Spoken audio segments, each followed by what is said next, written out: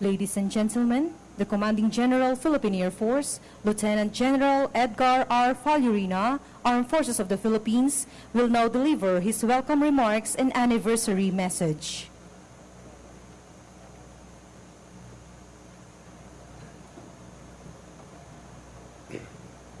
General Tamanda, with the permission of our guest of honor, please give ang troops tikas pahinga.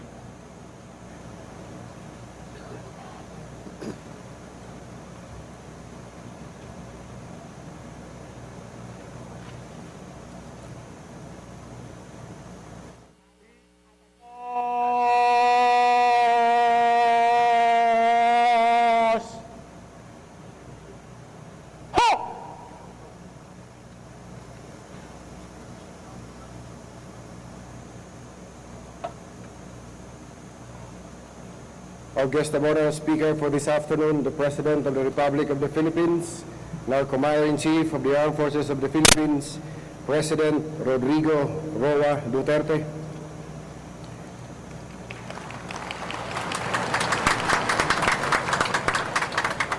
The Secretary of National Defense, the Honorable Delphine M. Lorenzana and Mrs. Edita Lorenzana.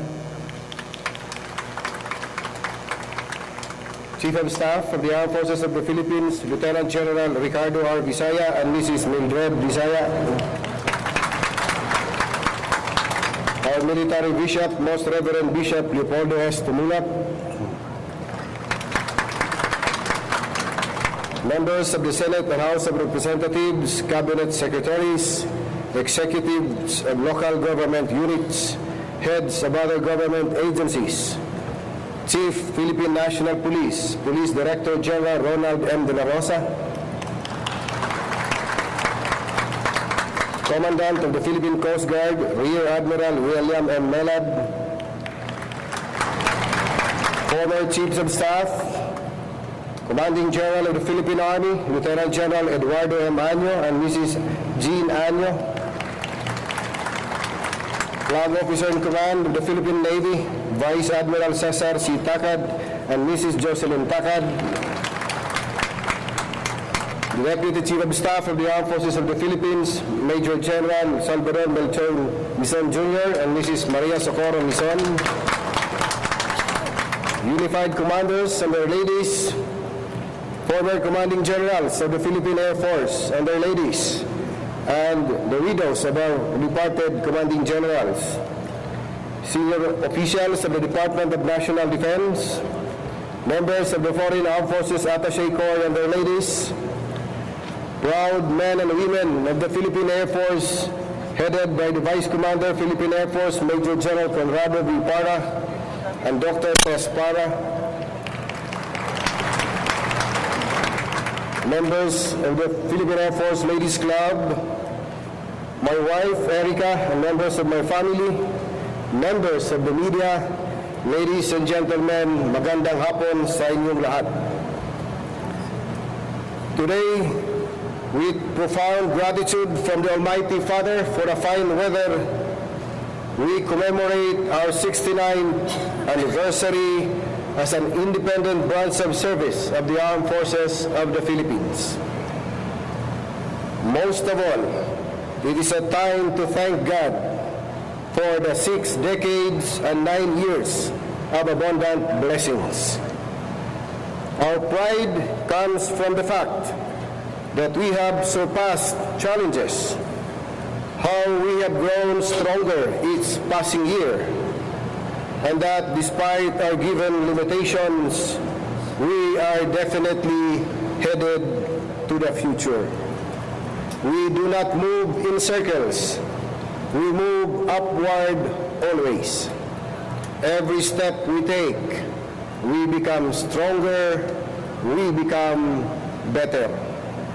Time and again, the entire country bore witness to what the Air Force is all about, as we destroy enemy strongholds, as we rush to save countless of lives at the heights of disasters and calamities, as we stimulate rain in areas threatened by El Nino, as we establish roaming presence over the Kalayaan groups of islands, and as we reorganize and regroup to fight and counter terrorism and other threats.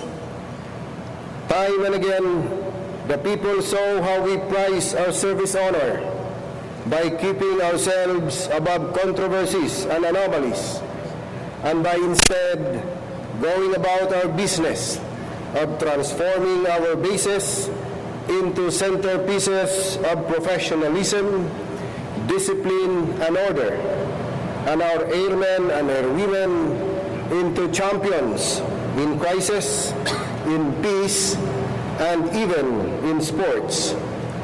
Because our goal is to secure the nation and serve the people.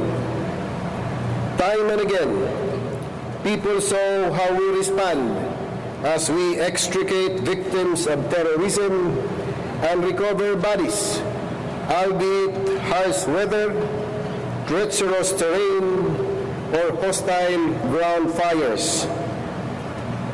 And time and again, through continuous training and exercises, we continue to enlarge our character in combat, in peacekeeping efforts, and in humanitarian assistance and disaster response. All these are manifestations of our collective efforts. Each Philippine Air Force officer, each airman, each airwoman, each civilian employee, no doubt, contributed to the overall mission accomplishment. And I indeed feel very proud to be given the opportunity to lead them. We started with an act. We gained a habit. We pursued a habit. We gained a character. We pursued a character. We will gain our destiny. On the strength of our accomplishments, we in the Air Force refresh anew each one's commitment to our sworn mandate. More so, that our nation is under the leadership of our new President and Commander-in-Chief. He is someone who is familiar with the capabilities of the Philippine Air Force. For as the former mayor of the city of Davao, he has worked directly with our air crew, not only in the upkeep of the city's security, but also in ensuring prompt response in times of disasters and calamities. Mr. President, sir, the Air Force is ready to take on this commitment to a higher level with you as our Commander-in-Chief. This readiness is expressed in our anniversary theme, breaking barriers, realizing aspirations towards a jointly engaged and transforming force for greater peace and security. Tayo'y patuloy na magbabalangkas ng mga epektibong estratehiya upang lalong lumakas ang ating pagkikipag-ugnayan at pagkikipagtulungan sa iba pang sangay ng sandatahang lakas, ang hukbong katihan at hukbong dagat, at sa iba pang ahensya at kagawaran ng pamahalaan, katulad ng pambansang pulisya, upang mapaghandaan ng anumang posibilidad at pagbabanta, at upang mas mabigyan pa ng ngipin ang ating pinagsama-samang kapabilidad. This new spirit and direction ahead is clear. We have staked our claim as the jointly engaged and transforming force for greater peace and security. We now make a new commitment to be truly the jointly engaged and transforming force in everything we do, in all missions and operations. Your Air Force is fully engaged to support our President's battle cry of genuine and meaningful change. Your Air Force is fully committed to to transform positively, starting from within us, in order to make these changes permanent and significant. Indeed, we have come a long way. We have achieved much with little that we have, but we consistently turn the odds in our favor. Today, we are winners and champions in every sense of the word, but what we presently have can still be made better.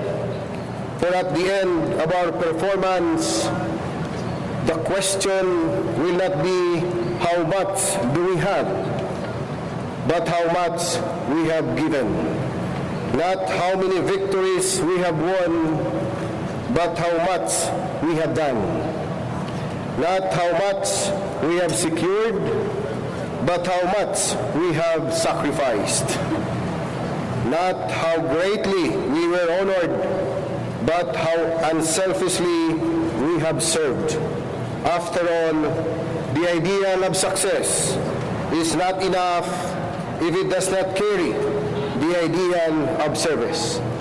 Let us carry on the ideal of service, for it is the ideal of a jointly engaged and transforming force. Mabuhay ang Philippine Air Force! Mabuhay tayong lahat! Happy 69th anniversary to us all!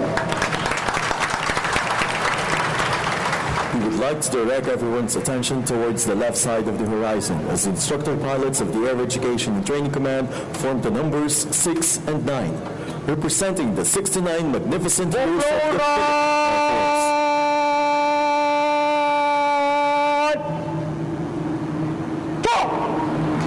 The number 6 is formed by 11 T-41 primary trainer aircraft and the number 9 by 9 SF-260 basic trainer aircraft.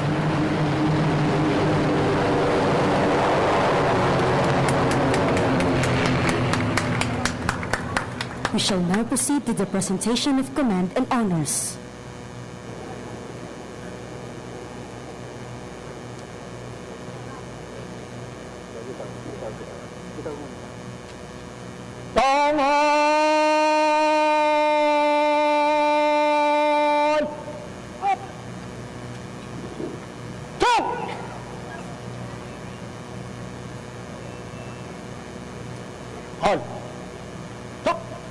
Please stand for the honors.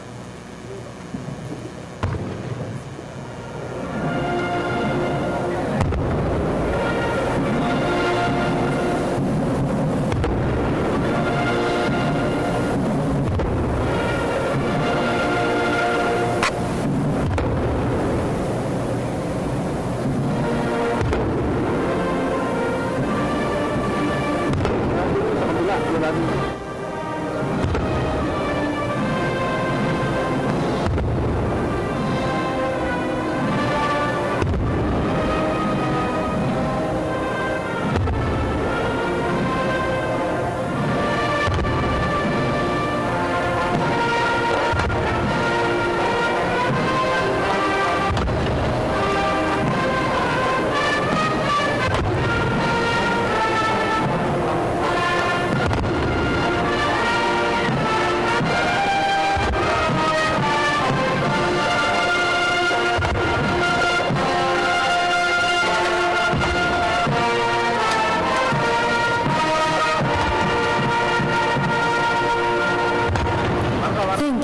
Please be seated.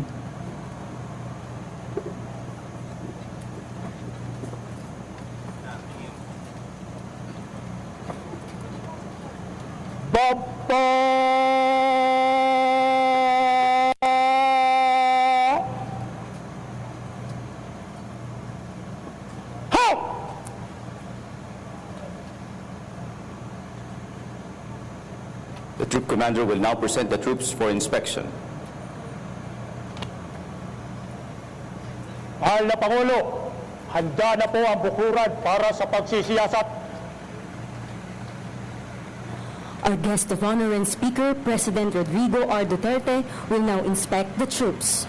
He will be accompanied by the Commanding General, Philippine Air Force, Lieutenant General Edgar R. Falurina, Armed Forces of the Philippines, and the Troop It was a Commander. splendid show of our capability to meet the challenges to the security of our nation. Thank you very much at mabuhay kayong lahat.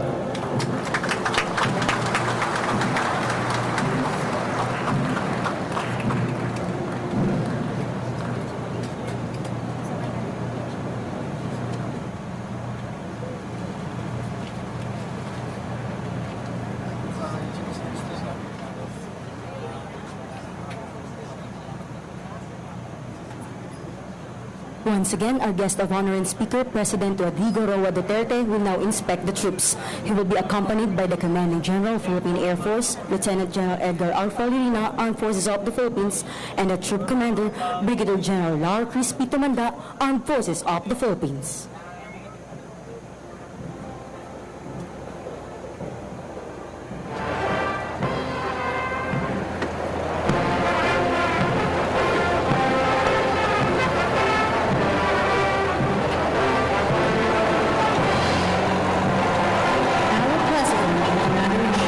Born on March 28, 1945 at Maasin Leyte from a family of public servants.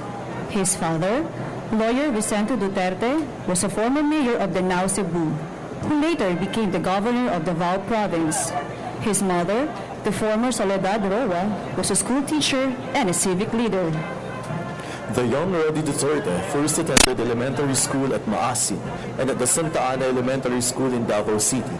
He finished his secondary education at the Holy Cross College of Digos. He pursued his Bachelor of Arts degree in Political Science at the Lyceum of the Philippines University in Manila and took up law at the San Beda College, where he graduated in 1972 and passed the bar exam that same year. His career as a public servant started in 1977 when he became a special counsel at the Davao City Prosecutor's Office until he became the second assistant city prosecutor in 1983. As a three-term mayor, he gained national and international fame for transforming Davao City as one of the country's most peaceful cities.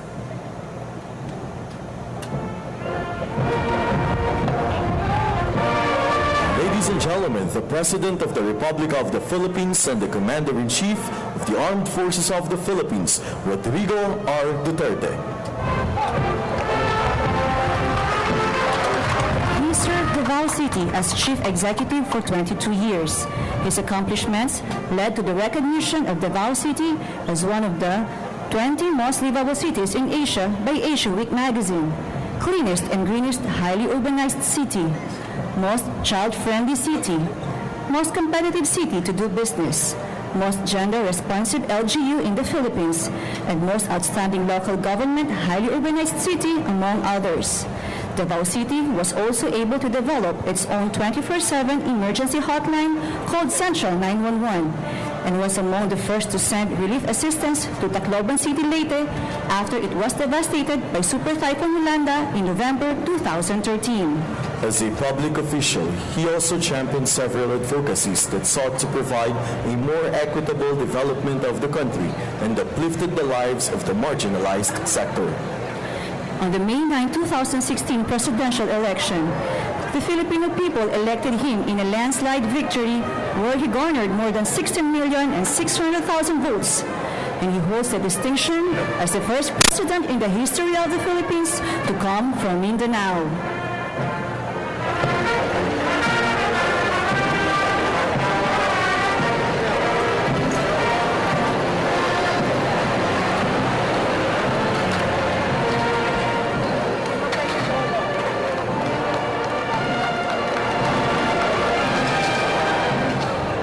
Ladies and gentlemen, a big hand for our guest of honor and speaker, President of the Republic of the Philippines and the Commander-in-Chief of the Armed Forces of the Philippines, Rodrigo R. Duterte.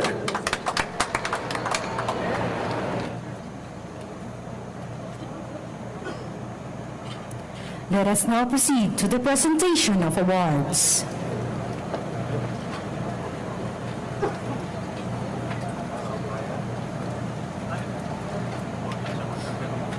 Ang mga taong pararangalan at watawat. Umakit na!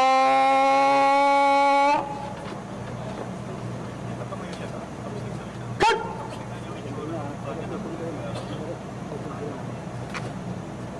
Awards and decorations are significant evidences of valiant acts and exhibits of proficiency, competency, and distinction. The presentation of awards is a recognition for the outstanding performance, especially in the military service. These awards are presented to the officers, enlisted personnel, and civilian employees of the Philippine Air Force for meritorious and exceptional achievements rendered to the country and the Filipino people.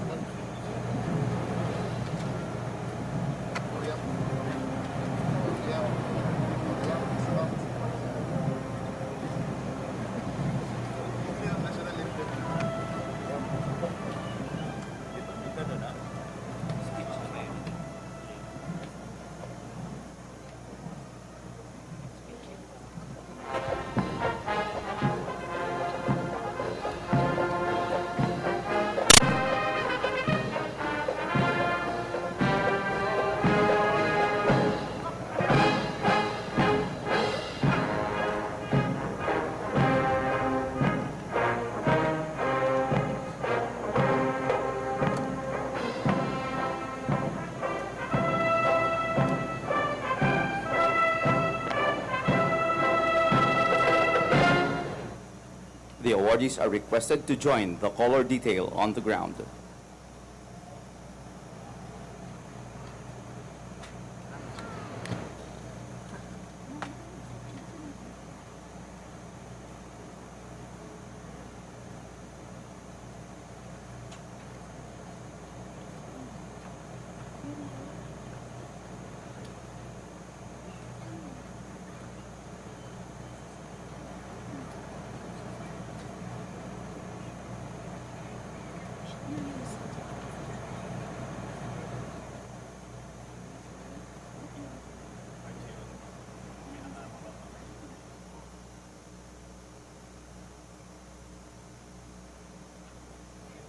Mahal na Pangulo, narito na po lahat ang mga taong pararangalan at mga watawat.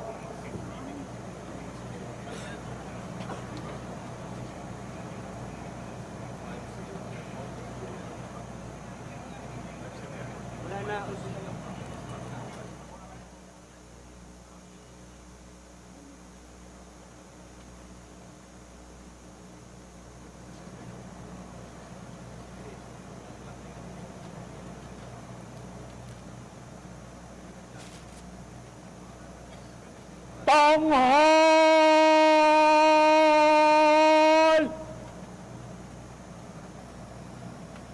To!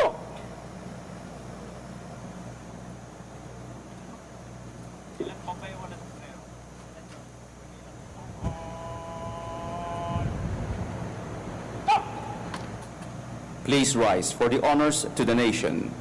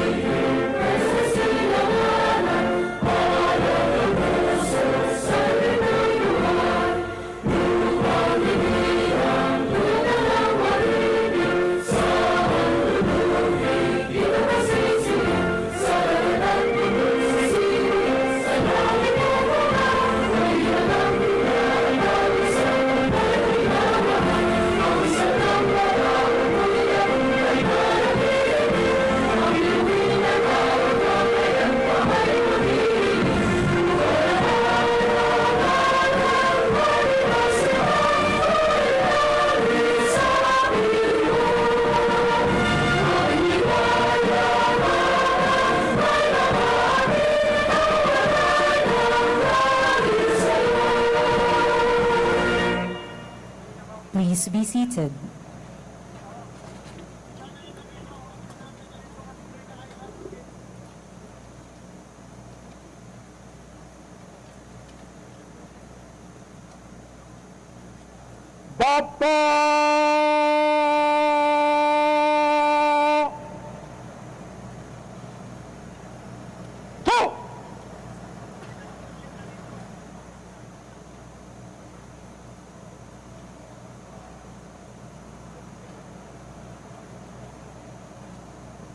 We shall now proceed to the presentation of awards. May we request our guest of honor and speaker, President Rodrigo R. Duterte, to present the awards. He will be assisted by the Commanding General, Philippine Air Force, Lieutenant General Edgar R. Falurina, Armed Forces of the Philippines.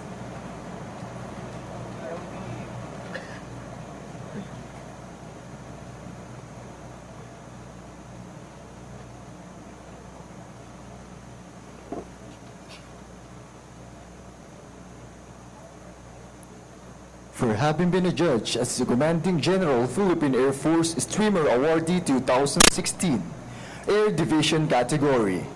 The plaque of recognition and streamer are presented to 2nd Air Division. To receive the award is Major General Julius Cesar M. Guillermo, Officer-8434 Armed Forces of the Philippines, Division Commander.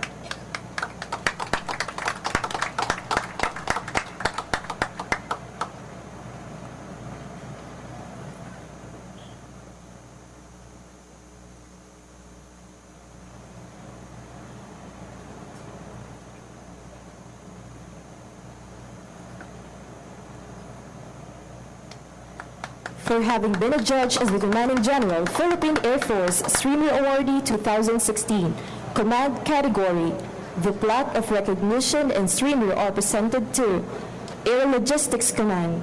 To receive the award is Major General Arnold A. Mansita, Officer-9247 Armed Forces of the Philippines, Commander.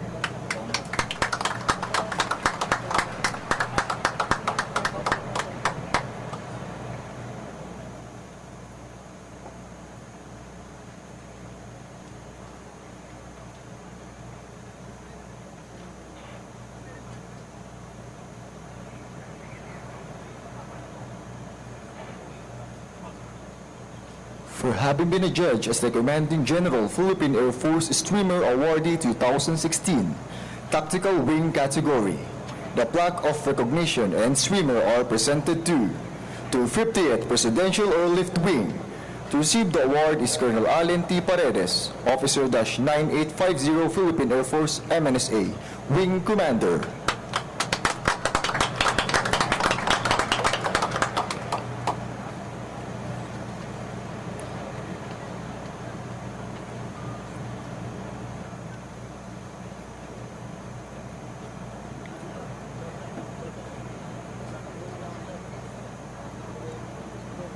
For having been adjudged as the Commanding General, Philippine Air Force Streamer Awardee 2016, Support Wing category.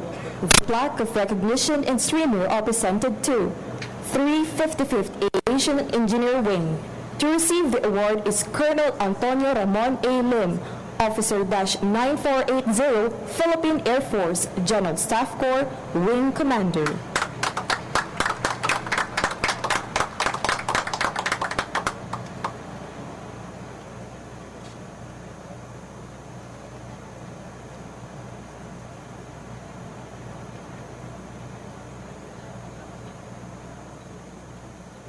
For having been adjudged as the Commanding General, Philippine Air Force Streamer Awardee 2016, Tactical Group category.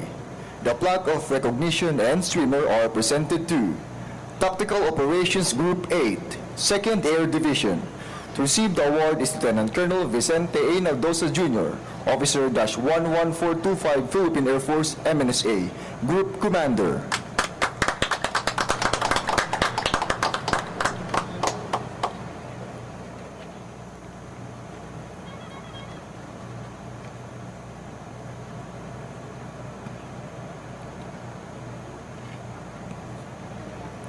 For having been adjudged as the Commanding General, Philippine Air Force Streamer Awardee 2016, Support Group category.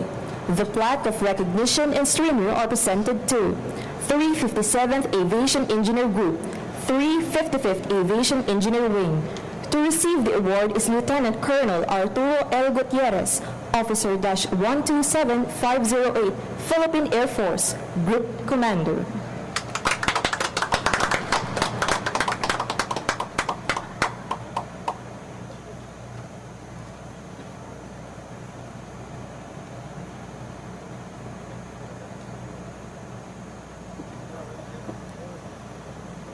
for having been adjudged as the Philippine Air Force Ready Reserve Wing of the Year 2016. The plaque of recognition and streamer are presented to 1st Air Force Wing Reserve. To receive the award is Colonel Raimundo T. Francisco, Officer-126367 Philippine Air Force Reserve, General Staff Corps, Wing Commander.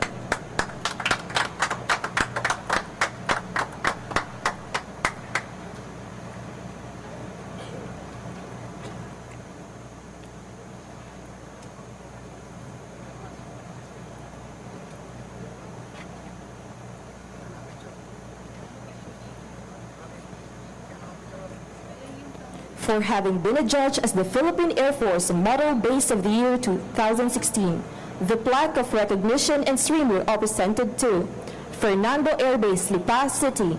To receive the award is Major General Galileo Gerard R. Quintanar Jr., Officer-9216, Armed Forces of the Philippines, Commander, Air Education and Training Command.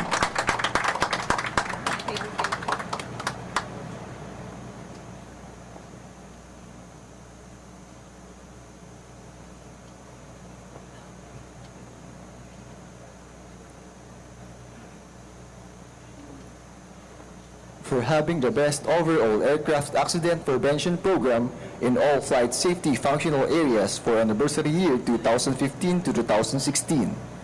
The Commanding General's Flight Safety Award is presented to 50th Presidential Airlift Wing. To receive the award is Colonel Allen T. Paredes, Officer-9850 Philippine Air Force MNSA, Wing Commander.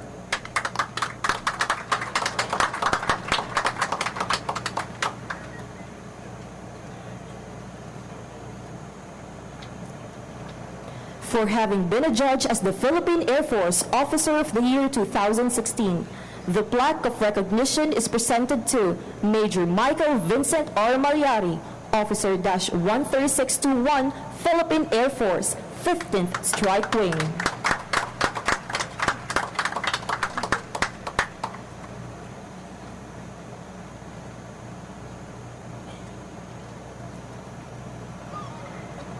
For having been adjudged as the Philippine Air Force Non-Commissioned Officer of the Year 2016.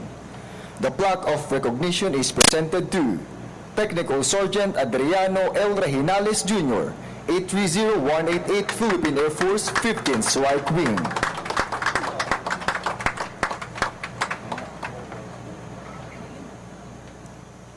For having been adjudged as the Philippine Air Force Airman of the Year 2016, the plaque of recognition is presented to Airman First Class Jerel A. Abuelas, 892764, Philippine Air Force, 530th Air Base Wing.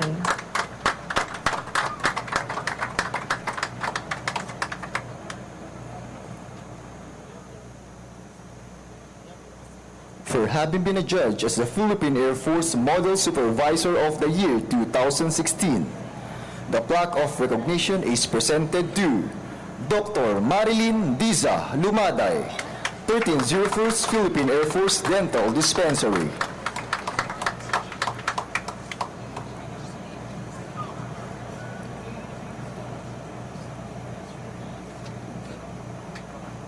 For having been adjudged as the Philippine Air Force Model Employee of the Year 2016, the plaque of recognition is presented to Mr. Vincent A. Villapando Jr., Civilian Employee, 205th Tactical Helicopter Wing.